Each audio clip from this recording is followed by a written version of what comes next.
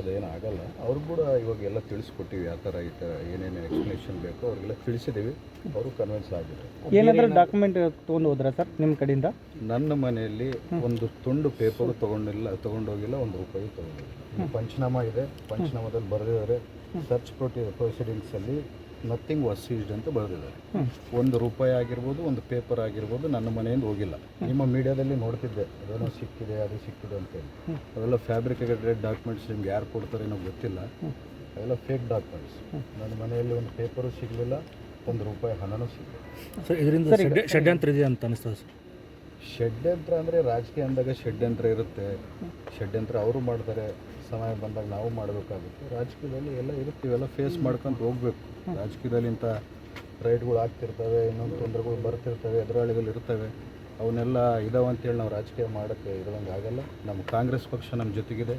ನಮ್ಮ AICC ಅಧ್ಯಕ್ಷರಾದಂಥ ಮಲ್ಲಿಕಾರ್ಜುನ್ ಖರ್ಗೆ ಅವರು ನಮ್ಮ ಜೊತೆಗಿದ್ದಾರೆ, ರಾಹುಲ್ ಗಾಂಧೀಜಿ ಅವರು ನಮ್ಮ ಜೊತೆಗಿದ್ದಾರೆ, ಸಿದ್ದರಾಮಯ್ಯ ಸಾಹೇಬರು ನಮ್ಮ ಜೊತೆಗಿದ್ದಾರೆ, DK ಶಿವಕುಮಾರ್ ಸಾಹೇಬರು ಎಲ್ಲರೂ ನಮ್ಮ ಜೊತೆಗಿದ್ದಾರೆ. ಸರ್, ಸತತವಾಗಿ 14ರಿಂದ 15 ಗಂಟೆಗಳ ಕಾಲ ವಿಚಾರಣೆ. ಈ ಸಂದರ್ಭದಲ್ಲಿ ನಿಮ್ಮ ರಾಜ್ಯ ರಾಷ್ಟ್ರೀಯ ನಾಯಕರನ್ನು ಕರೆ ಮಾಡಿ ಫೋನ್ ಯೂಸ್ ಮಾಡೋಕ್ಕಿಲ್ಲಲ್ಲ. ಫೋನ್ ಈಗ ಹೋಗೋ ಟೈಮ್ಗೆ ನಾವು ತೊಗೋಬೋದು, ಯೂಸ್ ಮಾಡ್ಬೋದು.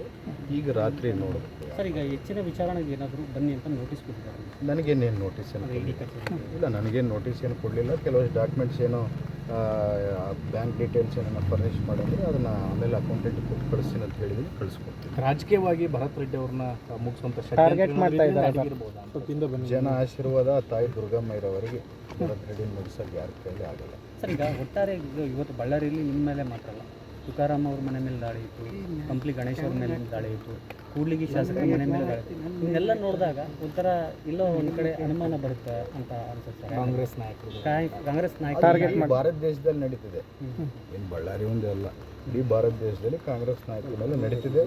ಆದರೆ ಕಾಂಗ್ರೆಸ್ ನಾಯಕರು, ಕಾಂಗ್ರೆಸ್ ಕಾರ್ಯಕರ್ತರು ಯಾವತ್ತೂ ಶಕ್ತಿಯುತವಾಗಿ ಇಂಥವು ಎಷ್ಟೇ ಷಡ್ಯಂತ್ರಗಳು ನಡೆದರೂ ಅದನ್ನು ಬಲವಾಗಿ ಅದನ್ನು ಎದುರಿಸ್ತಾರೆ. ಈ ತನಿಖಾ ಸಂಸ್ಥೆಗಳಿಗೆ ಬಳ್ಳಾರಿ ಮೇಲೆ ಯಾಕೆ ಅಷ್ಟೊಂದು ಪ್ರೀತಿ ಸರ್? ಅದರಲ್ಲಿ ಕಾಂಗ್ರೆಸ್ ನಾಯಕರಂದರೆ ಏನೋ ಅವ್ರ ಪ್ರೀತಿ, ನಮಗೆ ನೋಡಬೇಕು, ಒಳ್ಳೆಯವರು, ಕಾಂಗ್ರೆಸ್ ಅವ್ರು ಒಳ್ಳೆಯವರು, ಅವ್ರನ್ನ ಭೇಟಿಯಾಗೋಣ ಅಂತ ಇರ್ಬೋದು ಅವರು. ಮತ್ತೆ ವಿಚಾರಣೆಗೆ ಬರಲಿಕ್ಕೆ ಏನು ನನ್ನ ಹೇಳ್ತಿದ್ದೀನಿ, ನೀವು ಬೆಳಗ್ಗೆಯಿಂದ ಟಿವಿಯಲ್ಲಿ ಅದೇನೋ 40 ಕೋಟಿ 50 ಕೋಟಿ ಅಂತೇಳಿ ಏನು ತೋರಿಸ್ತಿದ್ದೀರಿ, ಎಲ್ಲ ಫ್ಯಾಬ್ರಿಕೇಟೆಡ್ ಡಾಕ್ಯುಮೆಂಟ್ಸು. ಇಲ್ಲಿ ಪಂಚನಾಮ ನಿಮ್ಮ ಕಣ್ಣು ಮುಂದೆ ಇದೆ, ಏನು ಸೀಸ್ ಆಗಿಲ್ಲ, ನಥಿಂಗ್ ಇಸ್ ಸೀಸ್, ಏನು ಸೀಸ್ ಆಗಿಲ್ಲ ಅಂತೇಳಿ ಪಂಚನಾಮದಲ್ಲಿ ಅವರೇ ಬರೆದಿದ್ದಾರೆ. ನನ್ನ ಮನೆಯಲ್ಲಿ ₹1 ದುಡ್ಡು ಆಗಿರ್ಬೋದು, ಒಂದು ಪೇಪರ್ ಆಗಿರ್ಬೋದು, ಅವ್ರು ಸೀಸ್ ಮಾಡ್ಕೊಂಡು ತೊಗೊಂಡೋಗಿಲ್ಲ.